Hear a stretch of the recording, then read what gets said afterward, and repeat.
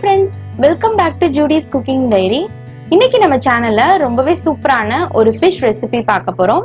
வீடியோக்குள்ள போறதுக்கு முன்னாடி கீழ இருக்கிற subscribe பட்டன் பிரஸ் பண்ணிக்கோங்க. பக்கத்துல இருக்கிற bell icon பிரஸ் பண்ணிக்கோங்க. இன்னைக்கு நம்ம கேரளா ஸ்டைல் fish பொரிச்சது எப்படி செய்யறதுன்னு பார்க்க போறோம். வாங்க வீடியோக்குள்ள போலாம். இந்த ரெசிபி செய்யறதுக்கு 2 முழு மீன் எடுத்துக்கோங்க. நான் இன்னைக்கு பாறை மீன் எடுத்திருக்கேன். அதுல நல்லா கீரல் போட்டுட்டு நம்ம மசாலா பேஸ்ட் ரெடி பண்ணிக்கலாம். 1 டீஸ்பூன் மிளகாய் தூள், கொஞ்சமா மஞ்சள், உப்பு, 1 டீஸ்பூன் இஞ்சி பூண்டு பேஸ்ட் சேர்த்துட்டு கொஞ்சமா தண்ணி கலந்து ஃபைன் பேஸ்டா ஆக்கிட்டு அந்த மீன்ல நல்லா தடவி விட்டுருங்க. கொஞ்சமா லெமன் ஜூஸ் சேர்த்துக்கோங்க. இந்த மாதிரி நம்ம கீரல் போட்டு அதுல மசாலா பேஸ்ட் தடவுறப்ப மீன்ல நல்லா சார்ந்து வரும். கிட்டத்தட்ட 1 மணி நேரம் நல்லா மேரினேட் ஆகட்டும். நல்லா மேரினேட் ஆனதுக்கு அப்புறம் தோசை கல்லுல நான் இதை ஃப்ரை பண்ணி எடுத்துக்க போறேன். மீன் 2 சைடும் நல்லா கோல்டன் பிரவுன் ஆகுற வரைக்கும் குக் பண்ணி எடுத்துக்க போறேன். இதை நீங்க டீப் ஃப்ரை பண்ணியும் எடுத்துக்கலாம். 90% மீன் குக் ஆனா போதும், ஏன்னா மறுபடியும் நம்ம அடுப்புல வச்சு குக் பண்ண போறோம்.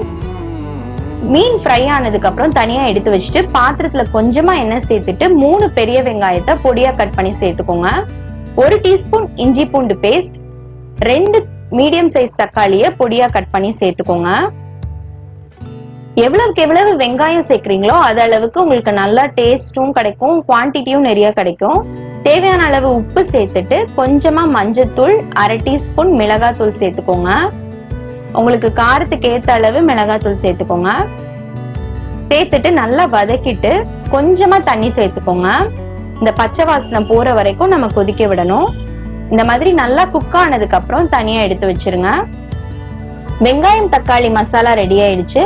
இதை தனியா எடுத்து வச்சுட்டு அடுப்பை சிம்ல காமிச்சு வாழை இலைய 2 சைடும் அனல்ல காமிச்சு எடுத்துக்கணும்.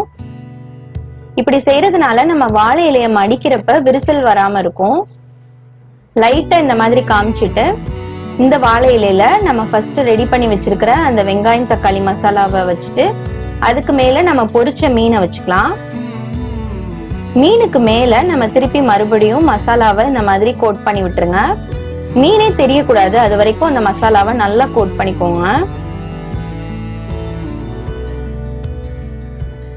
மீனோட சைஸ்க்கு ஏத்த மாதிரி நீங்க வெங்காயம் தக்காளி ரெடி பண்ணிக்கோங்க. மீன் ரொம்ப பெருசா இருந்துச்சுன்னா நமக்கு நிறைய வெங்காயமும் தக்காளியும் தேவைப்படும். அதுக்கேத்த மாதிரி குவான்டிட்டி அட்ஜஸ்ட் பண்ணிக்கோங்க. மசாலாவை அதுக்கு மேல வச்சதுக்கு அப்புறம் இந்த மாதிரி மடிச்சுக்கோங்க. நம்ம அனல்ல காமிச்சதுனால இது விரிசல் எதுவுமே வராது. 4 பக்கமும் நல்லா ஃபோல்ட் பண்ணிட்டு நூலோ இல்ல வாழை இலையில இருக்கிற நாரை வச்சு கட்டிக்கோங்க. ஃபுல்லா கவர் ஆகுற மாதிரி பாத்துக்கோங்க, இல்லைன்னா வெளியில மசாலா வந்துரும்.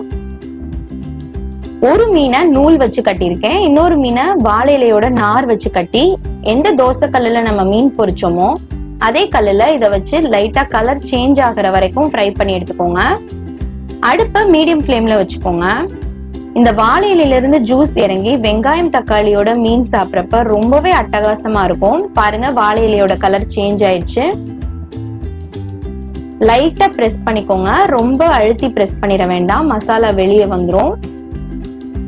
அவ்வளவுதாங்க, நமக்கு சூப்பர் யம்மியான ஃபிஷ் பொரிச்சது ரெடி ஆயிடுச்சு.